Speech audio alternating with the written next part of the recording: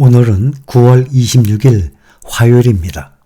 9월달의 마지막 주이자 이번 주 첫 거래일, 뉴욕 증시가 연방준비제도의 긴축 장기화에 따른 국채 수익률 상승과 또 연방정부 셧다운 우려에도 5거래일 만에 다시 반등에 성공을 했습니다. 오늘 지수들 모두 상승했습니다. 다우가 0.13% 상승해서 34,000 다시 넘었습니다. 34,006. S&P 500 지수는 0.4% 상승해서 4,337. 나스닥은 0.45% 상승 13,271. 필라델피아 반도체가 가장 많이 올랐습니다. 0.72% 상승해서 3,389입니다. 그동안 특히 S&P 500과 나스닥 종합지수 4거래일간 계속 하락을 했는데 5일 만에 오늘 상승을 했습니다. 연방준비제도 고금리를 더 오랜 기간 유지할 것이라는 신호를 보내면서 채권금리가 치솟고 증시에 지금 부담을 지속적으로 주고 있는 상황입니다. 최근 페드가 9월 FOMC 회의에서 매파적 입장을 강화한 가운데 페드 주요 인사들도 매파적 발언을 잇따라 내놓고 있습니다.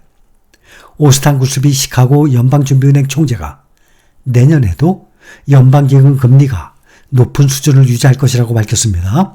구스비 총재는 FOMC 회의 이후 페드 관료들이 내년에도 금리가 높게 유지될 것을 시사했다면서 시장에서 생각해온 시간보다 좀 더 긴 시간이었다라고 언급을 했습니다. 이러한 영향으로 10년물 국채 수익률 4.53%까지 올라갔습니다. 2007년 이후 가장 높은 수치를 경신했습니다. 장중 내내 내림세를 보였던 2년물 국채 금리도 결국에 장 후반 반등하면서 5.12%로 마감했습니다. 미국 연준 당국자들과 시장의 시각차는 아직 유지되고 있는 상황이에요. 연준 점도표에서 12명이 올해 1회 추가 인상을 예상을 했지만 연방기금 금리 선물 시장은 동결 확률을 더 높게 반영을 하고 있습니다. 시장에서는 페드가 이제 11월, 12월 올해 2번 남았습니다. 11월에 금리를 동결할 가능성이 79%로 나타났어요. 0.25% 인상할 확률은 21%, 그러니 평균 8대2 비율로 동결 가능성을 높게 보고 있습니다. 또 12월 금리 동결 확률 61%로 반영됐습니다. 0.25% 인상할 확률은 34.2%입니다. 현재로서는 12월에 올해 마지막 회의에서도 동결 가능성을 높게 보고 있습니다. 시장에서는 말이죠.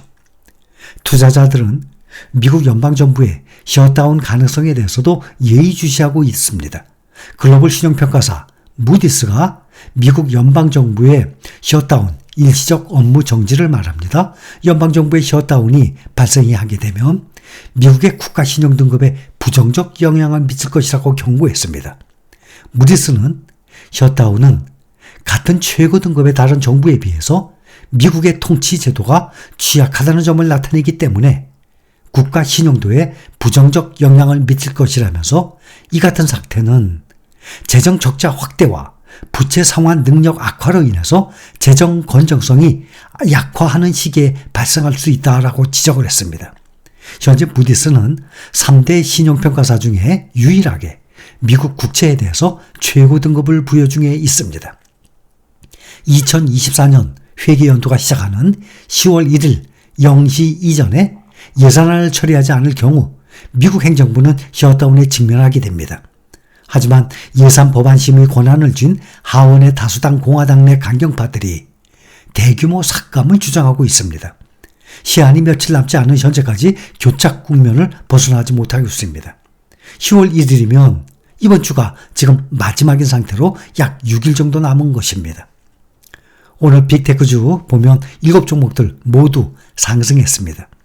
아마존은 인공지능 회사 엔트로픽에 40억 달러, 우리 돈으로 약 5조 2천억 원 정도 투자 계획을 발표한 후에 전장 대비 1.67% 상승해서 빅7 중 가장 많이 올랐습니다. 이제 아마존도 AI 시장 점유율 경쟁에 본격 합류를 했습니다. AI 랠리를 이끌어온 엔비디아 역시 1.47% 상승했습니다. 여기에 또 애플도 아이폰 15에 대한 선주문 급증으로 0.74% 상승했습니다. 미국 주식시장에서 S&P 500 지수의 지금 상위 매그니피센트 7 상위 7개 종목과 다른 상장 종목들 간의 실적 격차가 확대된 것으로 나타났습니다. 미국 자산운용사 아폴로 글로벌 매니지먼트의 토르스텐 슬록 수석 이코노미스트는 며칠 전 23일자 노트에서 이들 기업의 주가가 올해 들어 지금까지 50% 넘게 급등을 했는데 나머지 493개 S&P 500개 기업 중에 7개 종목, 나머지 493개 기업의 주가는 기본적으로 보합세를 유지한 것으로 나타났습니다. 구체적으로 493개 기업의 주가는 올해 약 5% 올랐습니다. 그러니 매그니피센트 빅 7 7개 종목에 비해서 약 10분의 1만 올랐습니다. S&P 500 지수는 올해 들어서 지금까지 13.4% 상승, 오늘 현재 나스닥 종합지수는 S&P 500 지수의 2배 이상으로 27.8% 상승했어요. 또 그중에 나스닥 100은 36%나 상승. 필라델피아 반도체 지수와 비슷합니다. 필라델피아 반도체 지수도 36.2% 상승 중 확실히 S&P 500보다 기술주 종목들이 2배 이상 상승한 것을 알 수가 있습니다. 지난주 테슬라, 중국에서 전기차 판매량이 급감을 했다는 소식에 지난주 마지막 거래일의 주가가 4% 넘게 하락을 했었습니다. 그 여파로 국내 2차전 지수도 어제 크게 떨어졌었습니다. 외신 보도에 따르면 9월 들어서 중국 내 주간 평균 판매량은 9,000대에 그치는 것으로 나타났습니다. 지난 6월부터 8월까지 주간 평균 판매량 13,000대와 비교할 때 30% 넘게 줄었습니다. 테슬라의 3분기 전기차 인도량이 기대치보다 8,000대가량 하위할 것이라는 투자은행들의 분석이 나왔습니다. 차량 가격을 인하했음에도 중국과 유럽 시장에서 수요가 약세를 보인다는 점이 원인으로 제공되고 있습니다. 테슬라가 미국 및 중국에서 일부 모델의 가격을 내렸음에도 수요가 충분히 뒤따르지 않은 것입니다.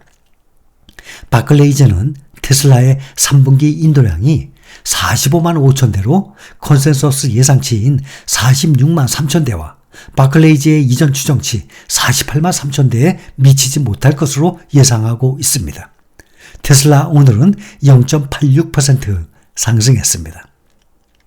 또 반도체 대만의 TSMC가 엔비디아와 AMD, 아마존 등 주요 고객사의 인공지능 반도체 주문 급증에 따라서 첨단 파운드리에 활용되는 고사양 패키징 공급 능력 확보에 주력을 하고 있다고 합니다. 대만 경제일보는 어제 TSMC의 반도체 패키징 수요가 공급 능력을 웃돌고 있다면서 인공지능 반도체 주문량 증가에 대응이 다급하다라고 보도를 했습니다. 엔비디아와 AMD, 아마존 등 TSMC의 파운드리 주요 고객사는 최근 인공지능 반도체 위탁 생산 주문을 공격적으로 늘리고 있다고 합니다. TSMC는 이러한 반도체를 생산하는 과정에 고사양 패키징 기술을 활용해 성능을 높입니다.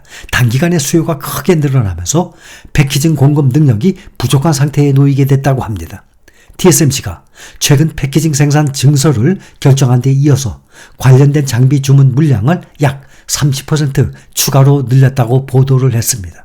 그런데 올해 들어서 주가 상승률은 삼성전자가 TSMC와 ASML을 앞서고 있습니다. 그러나 엔비디아가 가장 높게 상승 중에 있습니다. 국제유가는 러시아 원유 수출 일부 재개 소식의 영향으로 약보합권으로 마감했습니다. 러시아가 낮은 품질의 디젤과 선박 연료 수출 금지를 일부 해제하면서 러시아의 원유 수출 금지 조치에 따른 위험이 일부 완화된 영향이 컸습니다. 11월 물 서부 텍사스산 원유 가격이 0.39% 하락한 배럴당 90달러 아래 89.68달러의 거래를 마쳤습니다. 또 공포지수 변동성지수 VIX는 1.74% 하락한 16.9의 거래를 마감했습니다.